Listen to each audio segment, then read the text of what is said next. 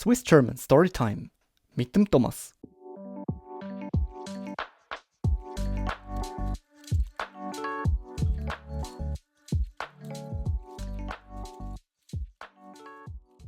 Hallo miteinander und willkommen zurück zu einem neuen Podcast von Swiss German Storytime.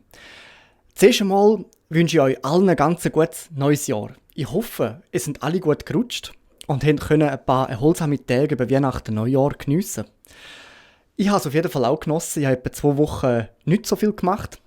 Bin aber in der Zwischenzeit auf Japan gereist und der Podcast kommt jetzt direkt aus Tokio. Ihr seht auch, mein Hintergrund ist ein bisschen anders. Ich bin hier mitten in der Stadt. Es hat ein bisschen mehr Umgebungsgeräusche, aber ich hoffe, es geht trotzdem für den Podcast. Lasst mich einfach wissen, falls es ein bisschen störend wäre, aber ich glaube, im Moment ist es alles okay. Manchmal hört man ein paar Sirenen und so. Aber ja, ich freue mich, wieder zurück zu sein und auch im neuen Jahr wieder neue Podcasts für euch zu machen.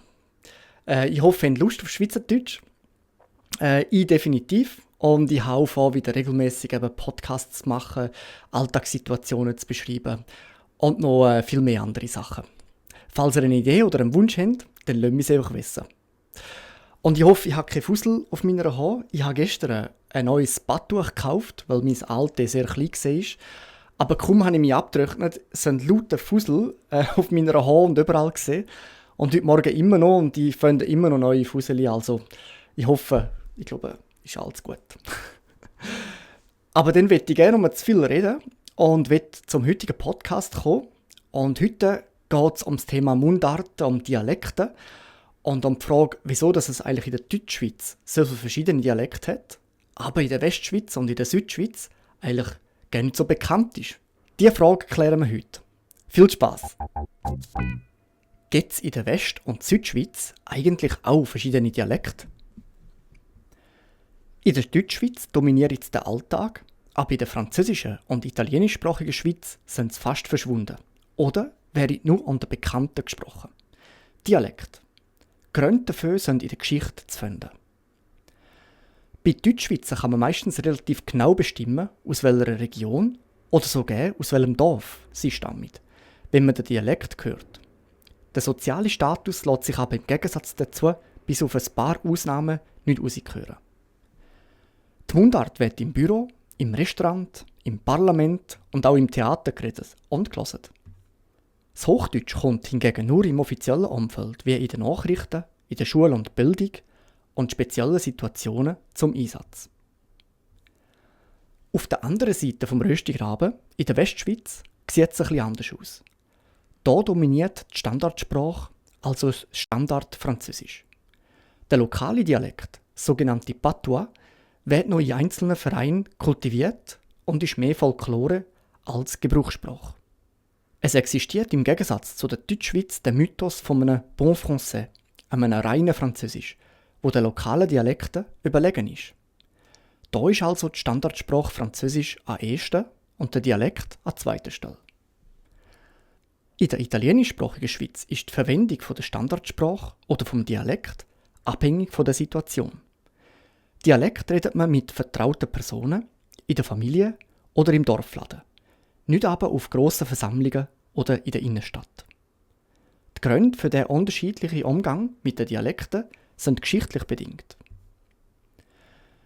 Deutschschweizer Dialekt gehören zu einem grösseren Sprachraum, am Alemannischen.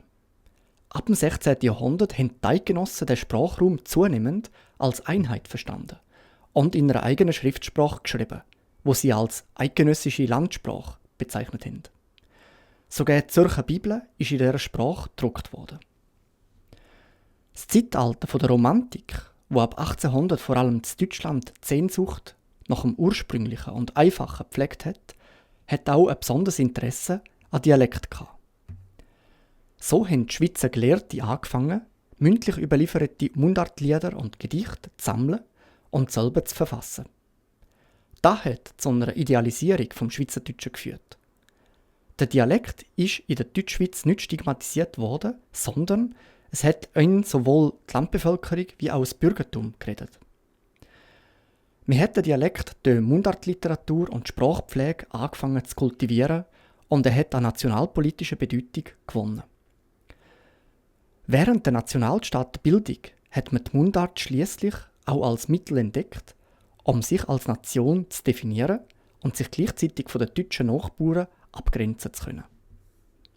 Vor 400 Jahren haben auch in der Westschweiz die Menschen noch lokale Mundarten geredet, haben aber ganz ein anderes Schicksal erlitten als der Deutschschweizer Dialekt. Die Verdrängung der Mundarten durch die französische Standardsprache war ein langer Prozess. Unter anderem haben der Buchdruck und die Reformation das Ganze begünstigt. Reformatoren haben religiöse Schriften in die nordfranzösische Normsprache der Elite übersetzt. In den protestantischen Städten Neuenburg und Genf ist sie dann zur Umgangssprache geworden. Um 1790 haben sich Gelehrte sogar aktiv gegen die lokalen Dialekte gewendet. Von Paris aus hat man versucht, Grammatik und Wortschatz möglichst zu vereinheitlichen und rein zu halten. Mundarten und sprachliche Eigenheiten sind bekämpft worden. Später ist das Reden von Patois im Unterricht sogar per Gesetz verboten worden, zum Beispiel im Kanton Waadt. Der Dialekt in der Westschweiz droht leider sogar in den konservativsten und ländlichsten Regionen zu verschwinden. Im Wallis redet noch weniger als 6% Dialekt, im Fribourg weniger als 4% und im Jura noch knapp 3%. In der Südschweiz gehören die verschiedenen lokalen italienischen Mundarten zu der umfangreichen Familie der lombardischen Dialekte. Weil die Südschweiz geografisch durch Berge und Täler versplittert ist, haben sich die verschiedenen Dialekte stark auseinanderentwickelt. Der Gebrauch der Standardsprache ist nur aufs Schriftliche und die Kirche beschränkt gewesen.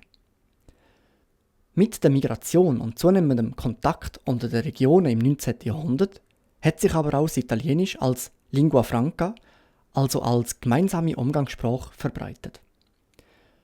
Gleichzeitig ist auch in der Südschweiz der Gebrauch vom Dialekt als gesprochene Sprache im öffentlichen Rahmen immer mehr unterdrückt oder sogar verboten worden. Im Unterschied aber zum Patois ist in der Südschweizer Familie der Dialekt weiterhin gepflegt worden, sodass er nicht verschwunden ist. Im 20. Jahrhundert hat man den Dialekt als kulturelle Verwurzelung entdeckt und verwendet ihn vermehrt als bevorzugte Sprache im privaten Bereich. Heute wird Dialekt von etwa einem Drittel der Bevölkerung geredet. Er wird positiv bewertet und als Identifikationsfaktor angeschaut. Okay, und das wäre es schon für den heutigen Podcast. Ist schon interessant, oder? Wie sich der Umgang mit dem Dialekt in diesen 3 verschiedenen Regionen der Schweiz ganz anders entwickelt hat. Ich habe das auch gar nicht so genau gewusst und ist mir auch erst jetzt bewusst worden, dass eigentlich in der Deutschschweiz Dialekte immer noch sehr verbreitet und sehr vielfältig sind, aber in der Westschweiz und in der Südschweiz es ganz anders ist. Vielleicht wohne ich ja sogar auch in der Westschweiz oder in der Südschweiz und könnte vielleicht noch sogar mehr dazu sagen. Das wäre sicher interessant, auch für mich, zu erfahren, wie es aus eurer Sicht ist oder ob ihr da vielleicht sogar noch mehr Kenntnis habt oder ein bisschen tiefer in die ganze Sache hineingesehen. Auf jeden Fall, das war es mit dem heutigen Podcast. Transkript findet ihr wie immer auf Patreon. Wenn es euch gefallen hat, gebt mir doch einen Kommentar, lasst mich wissen. Und sonst sehen wir uns auf jeden Fall beim nächsten. Ciao miteinander!